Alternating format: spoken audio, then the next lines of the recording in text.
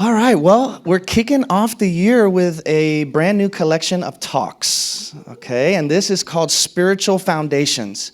And I want to begin by looking at a text from the Gospel of Matthew. Wonderful words from the mouth of Jesus. He says, "Therefore, everyone who hears these words of mine and puts them into practice is like a wise man who built his house on the rock. The rain came down, the streams rose, the winds blew and beat against that house, yet it did not fall because it had its foundation on the rock. But everyone who hears these words of mine and does not put them into practice is like a foolish man who built his house on sand. The rain came down, the streams rose, the winds blew and beat against that house, and it fell with a great crash." So if you're going to build something, it's really important to make sure that you have a strong and solid foundation. If the foundation is not secure, whatever you build on top of it is going to be very unstable.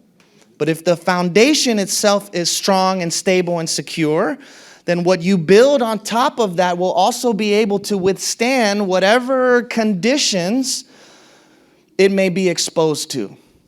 And so what is the foundation on which you are building your life? When we talk about spirituality, this is absolutely essential. You've got to know what you're building your life on. And most of us, if we're honest, build our lives on things that aren't the strongest and surest of foundations. We make our foundation things that are really shaky, like our career, our net worth, our relationships. We want these things to be stable. We don't want things to change in these areas of our life. And yet change comes. And when it does, if it hits us where it hurts, if it feels scary and uncomfortable, oftentimes the whole thing starts to crumble. When we experience a big sense of loss in any of these major areas of our life, what tends to happen is we can have like an identity crisis, to the point where we start thinking to ourselves, who am I without this? Who am I without this person? Sometimes we'll stick around with the wrong person just because we don't know who we are without them. Same thing with our career path. Who am I if I don't have this? We feel lost. Well, here's the deal. If by losing things you lose yourself, you're building your life on the wrong foundation.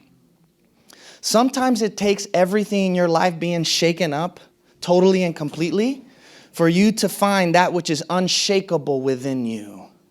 This is why rock bottom, as hard and as difficult as it may be, can actually be a meeting point where you encounter God, a place of grace where you begin to reprioritize the things that matter most and reorient your life on a stronger foundation than what you've been building on up to that point.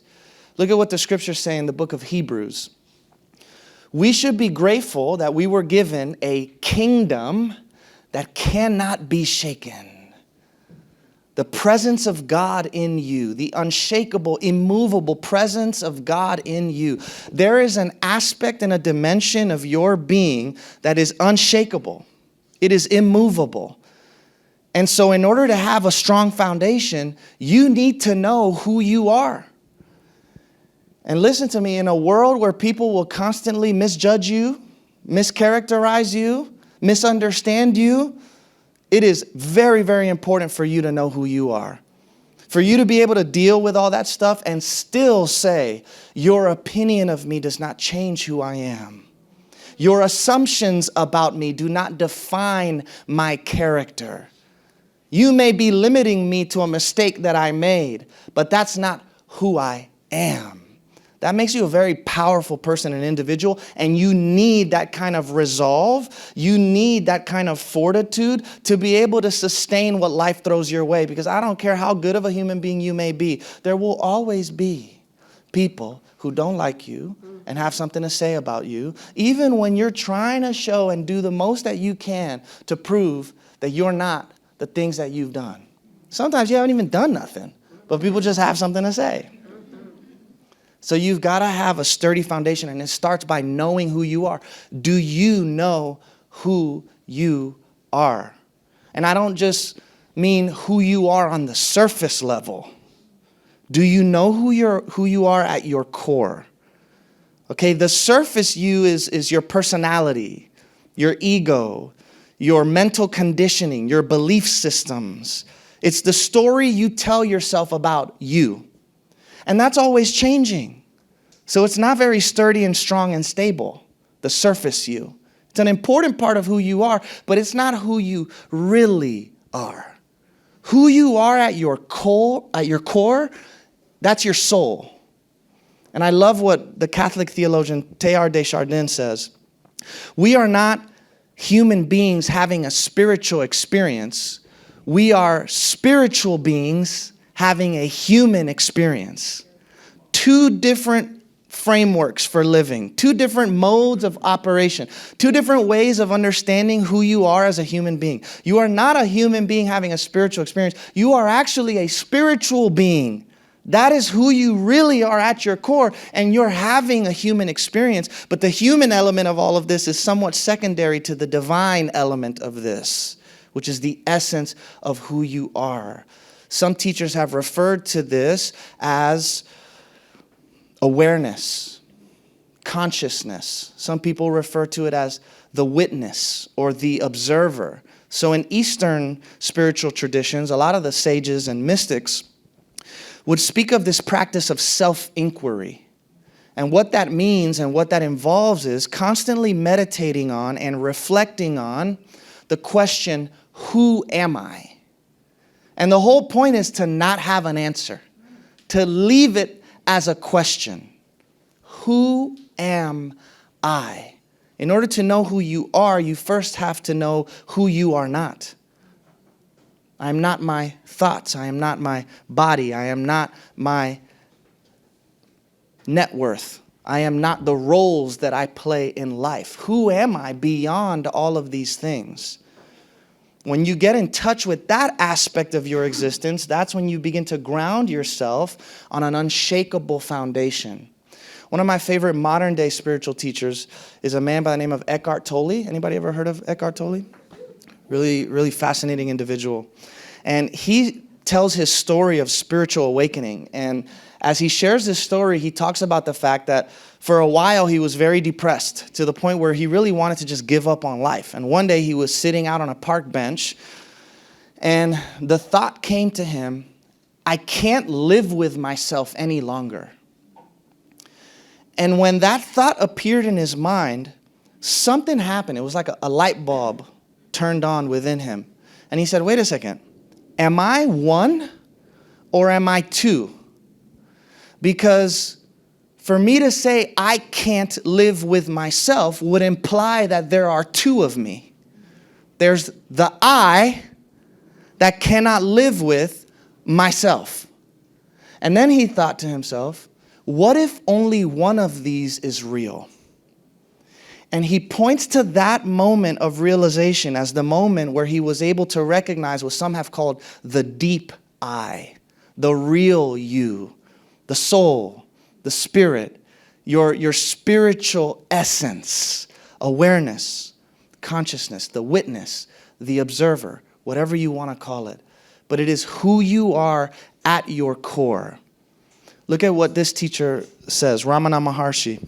He's one of those Eastern sages that really taught this process of self-inquiry, reflecting on who am I? Who am I? He says, thoughts come and go. Feelings come and go. Find out what it is that remains.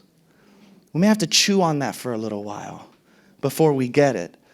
But I think it's a good statement to reflect on. Thoughts come and go. Feelings come and go. Find out what it is that remains. So what Ramana Maharshi would teach his students, he would say, anytime a stressful thought pops up into your mind, ask yourself the question, to whom does this thought arise? If you answer me or I, that's just another thought. And so the whole point of this process of self-inquiry is to move you beyond thought, beyond the mind. to the core of who you are as pure, unblemished awareness. To discover that kingdom that cannot be shaken within you. To discover that place of stillness within yourself. Life will hit you where it hurts. Okay, there will be problems, there will be suffering. I don't make a lot of promises from this stage. But the one thing I can promise you is that your life will be shaken up. A lot. All the time. And anytime you get too comfortable, be careful. Right? Because something's going to happen. And if you're like I used to be scared when everything was going really good. To the point where I couldn't even enjoy it. Because I'm like, wait, no, this is way too smooth right now. Things are going way too easy. Something's bound to happen. And I would be so afraid of that something happening that I really couldn't even relish and enjoy the goodness that I was experiencing in the moment. I was actually experiencing that which I feared way before it happened. In fact, it was happening in my mind even when it wasn't happening. And so we have to find a sure foundation on which we can build our life that is not dependent on the way our circumstances are going. For a lot of people, spirituality is just manipulation of life to go the way that I want it to go. My understanding and definition of spirituality is very, very different than that. And we're going to get into it in a moment. I want to give to you 5 pillars on which to build a strong foundation. Okay, the 5 pillars, I'm just going to tell you up front and then we'll go one by one. Faith, love, wisdom, stillness, and devotion. To begin, faith. I have a distinction that I like to make when it comes to faith. I make a distinction between elementary faith and mature faith. Okay? Elementary faith is you getting what you want. Mature faith is about submitting to what God wants. Elementary faith is about your will being done. Mature faith is about God's will being done. Elementary faith is about asking God to do what you desire. Mature faith is about letting go of your desires. Elementary faith is not bad. It's good. It's faith. It's a necessary part of what it means to be human. The Bible even says, you have not because you ask not. Gabby likes to remind me of that sometimes. She's like, you can ask God for stuff, right? I'm like, yeah, I know, okay? Yeah, ask God for stuff. We talked about that last week. But if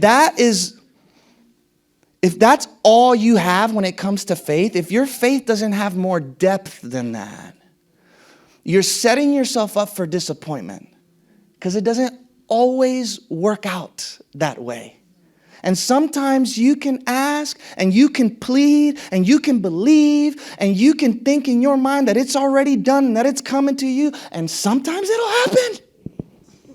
Can you believe it? Sometimes God responds, right? The universe responds.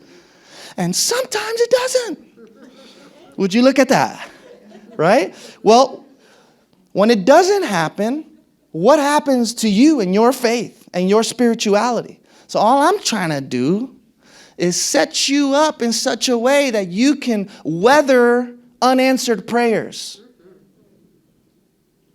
So you can still stand firm when the storm comes and continues to get stronger and harder and rougher, even when you're praying for it to go away.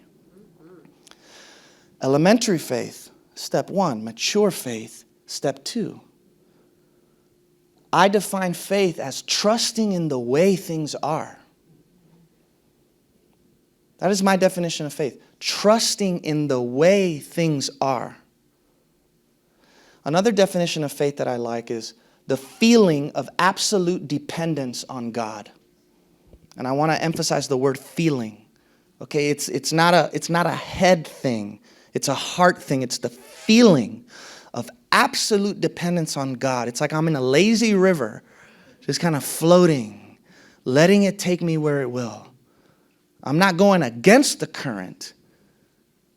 I'm flowing with it. So another important distinction to make when it comes to faith is to distinguish faith from belief. Faith is about inner realization. Belief is about knowledge. And so faith is very secure. Belief, by its very nature, is actually insecure. Because all of the knowledge and information that you can acquire about whatever it is that you believe in, that can be questioned.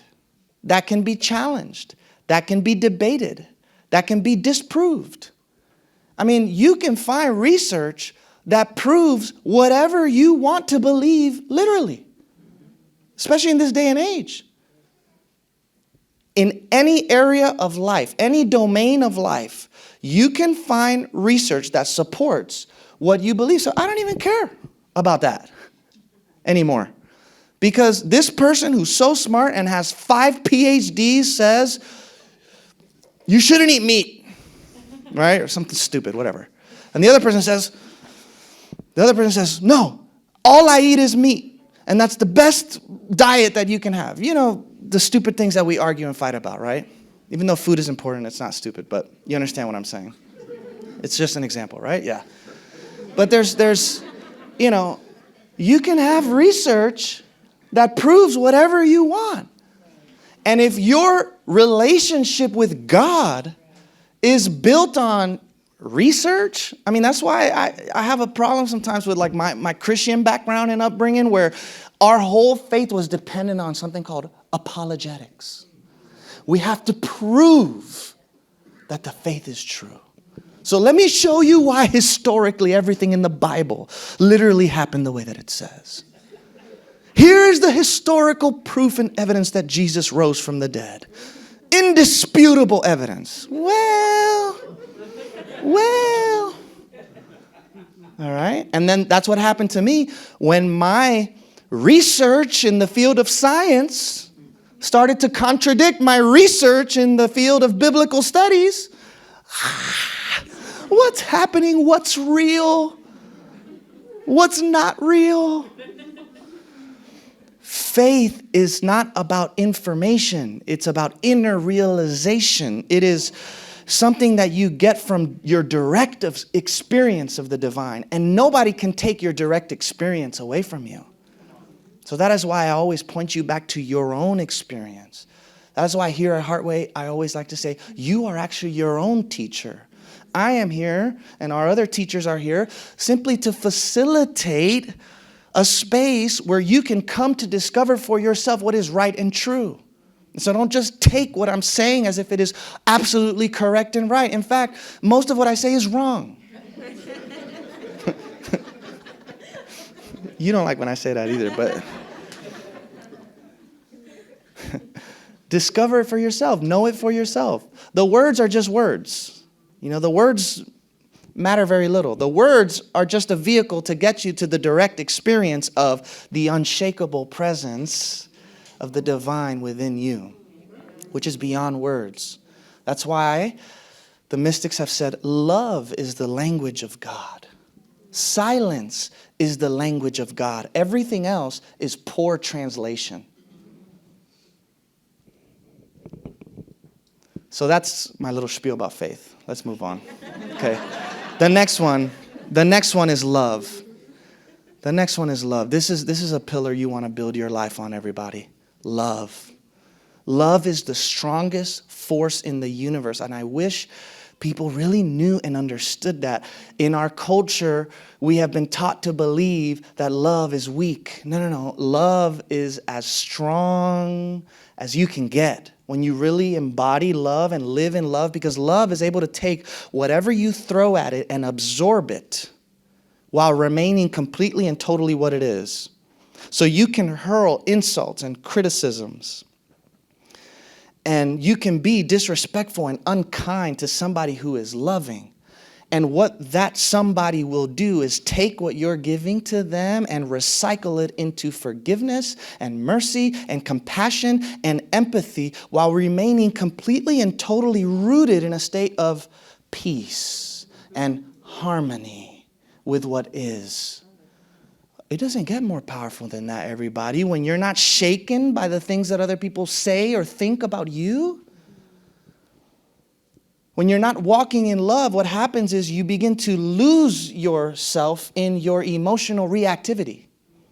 So somebody says something to you or about you that you don't like, or something happens to you and you feel threatened and defensive. And when you're not rooted in love, now the anger takes over, the bitterness takes over, the revenge takes over, and you literally lose yourself in that process, to the point where some of us, we look back at what we did and it was like a dream.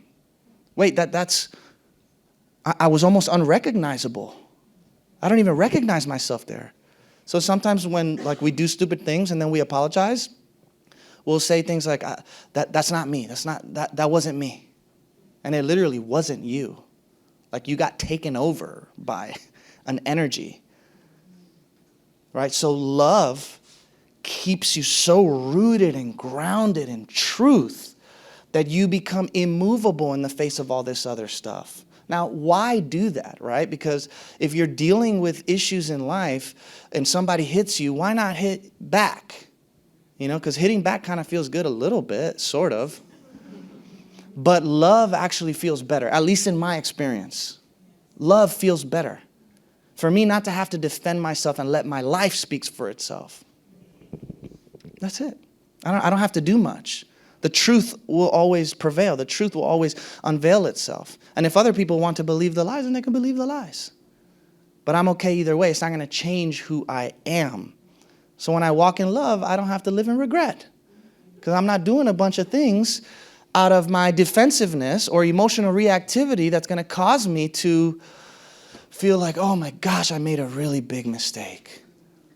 We don't recognize how so often when we choose to move away from love, we become the very thing that we don't want to be and that we don't like.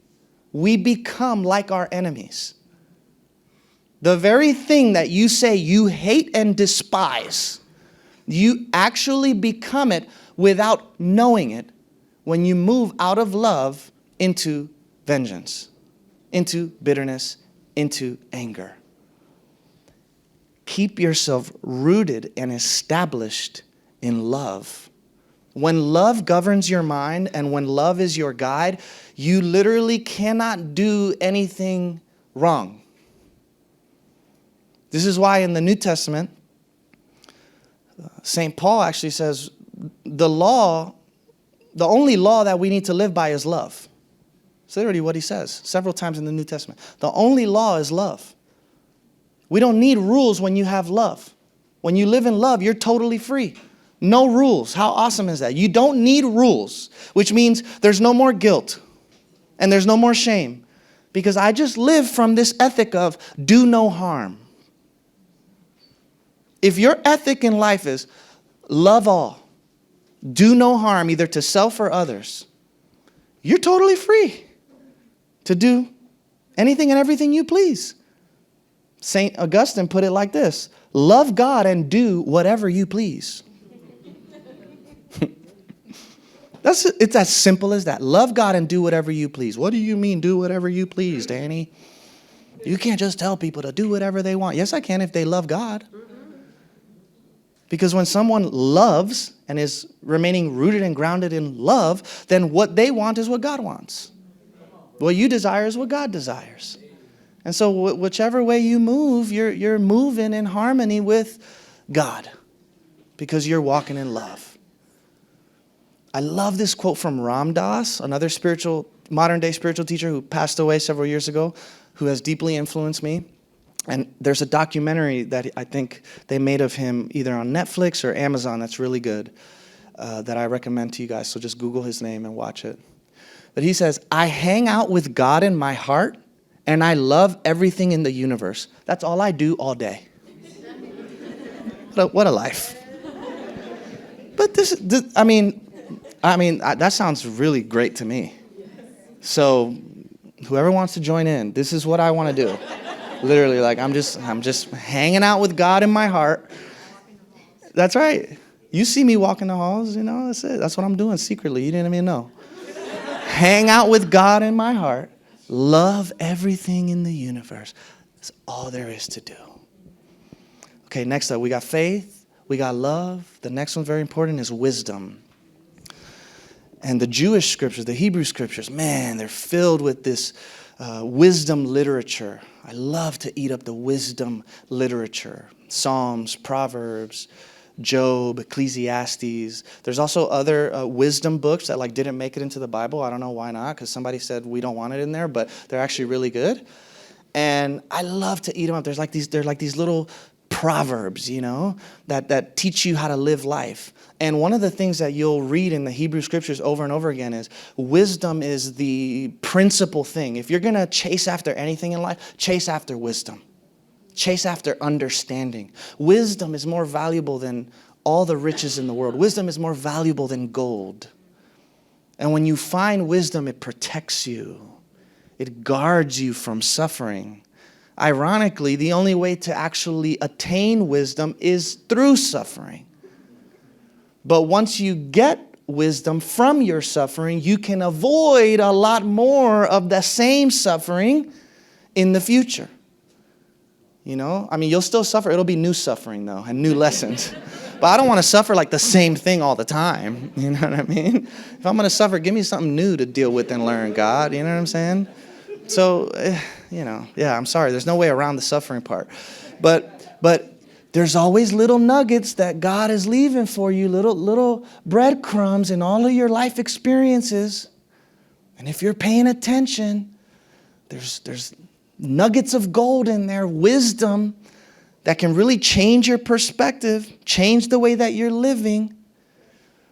Now, wisdom is not about reading and studying, as important as that is. If you're a spiritual student, I don't know how you do that without taking time to read and study and fill your mind with truth.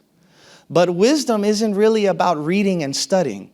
Wisdom is about reflecting on your life experience. Really big difference.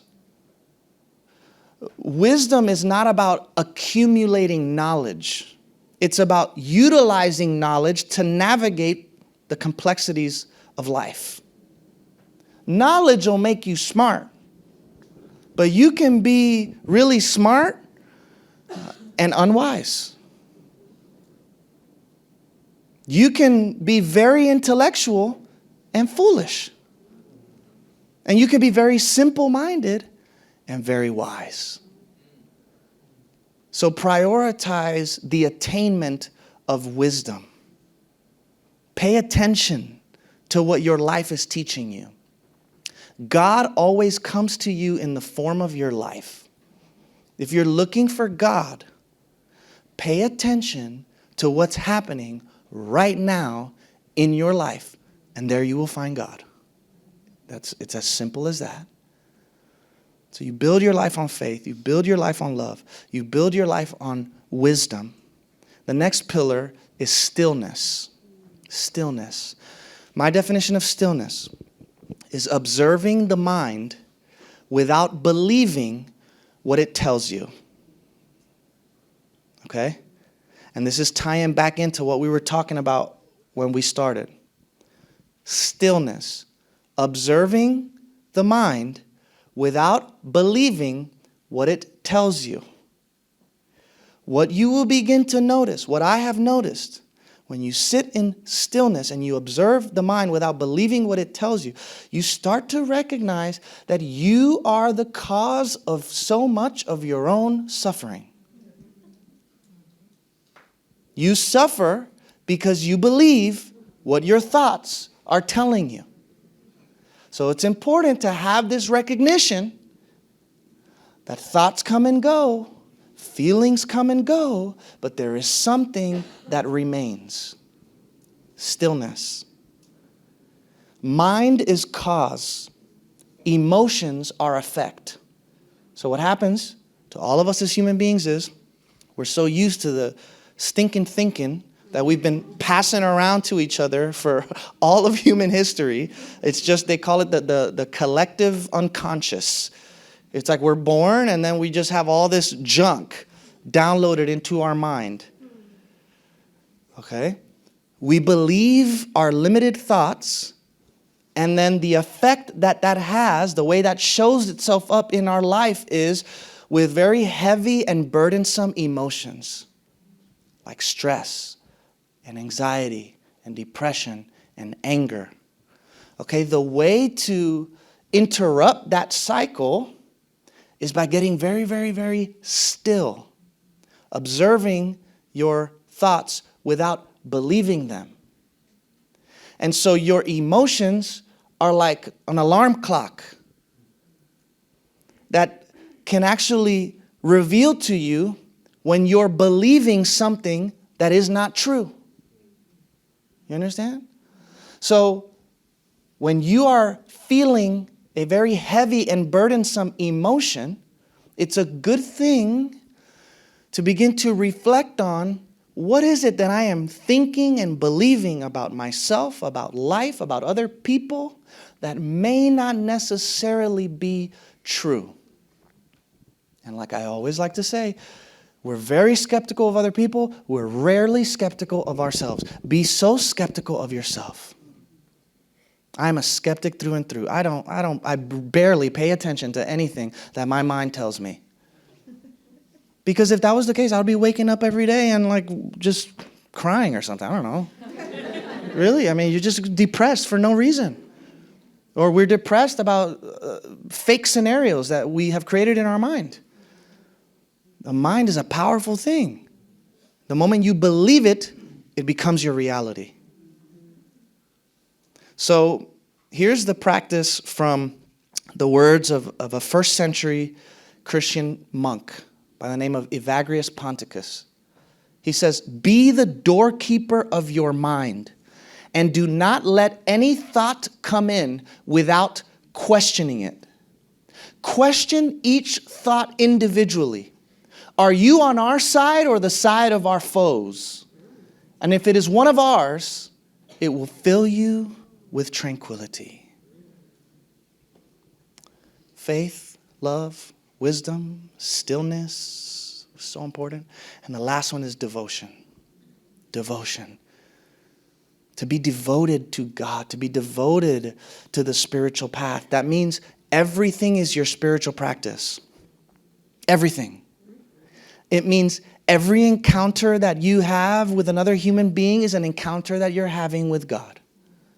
Devotion means I'm paying attention to the patterns and synchronicities of life, because there are messages that are being embedded in every circumstance and situation and location that I find myself in. Are my eyes open?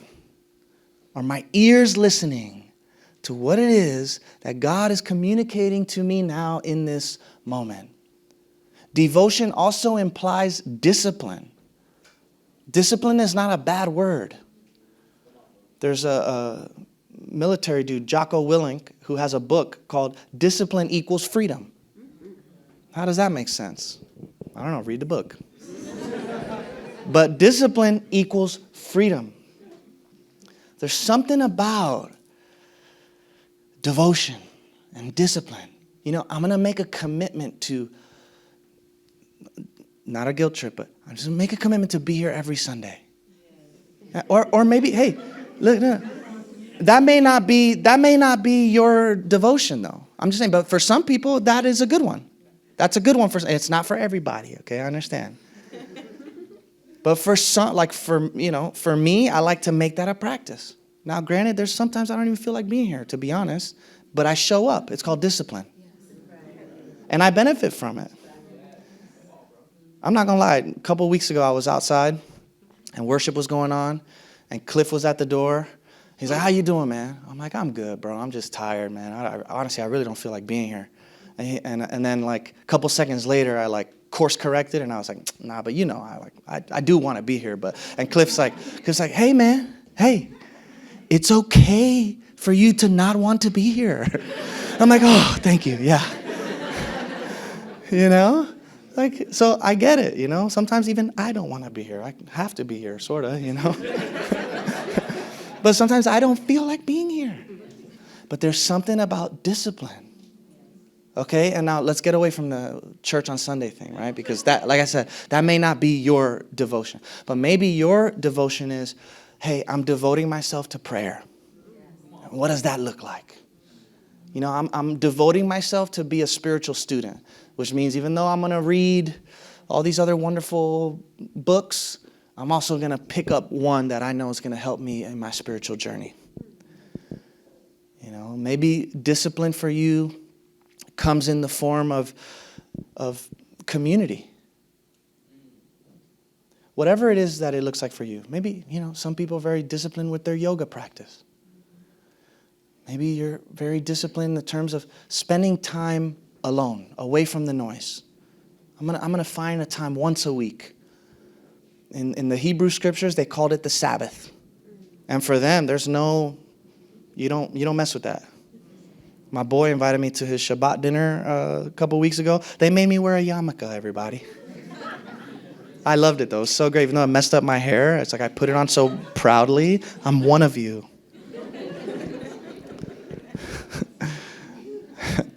I have some Jewish friends that are getting married soon, so I asked the bride. I was like, "Hey, you got any other Jewish family members, single ladies that maybe And I was like, "I'll convert." I don't care. It ain't about religion for me. It's about love. You know what I'm saying? I don't care. We teach from the Hebrew scriptures. Shalom, baby.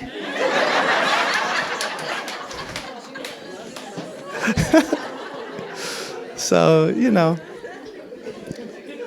this idea of keeping the Sabbath day holy, right? It's just once a week, I'm going to take a day to just cancel out the noise and be with me and be with God. Whatever that devotion looks like for you, okay? Just build a habit, build disciplines that will be able to strengthen you. Because here's the deal, if you don't get ready, if you don't build the foundation before the storm comes, what do you think is going to happen when it does? So now is the time for you to build the foundation, not try and build it when you're in the middle of a crisis. I mean, you can do that too, but there's a better way. In the Old Testament, the Jewish people would offer sacrifices to God and offerings to God as an expression of their devotion.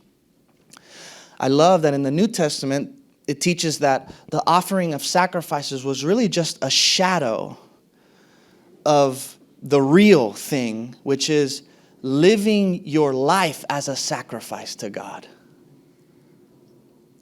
To allow the entirety of my life to be a living sacrifice, which means every thought, every dream, every desire that I have, I submit it to you, God. I surrender it to you, God. My life is a living sacrifice. Consume me with your holy fire. Let me burn with the fire of your love. I'm devoted.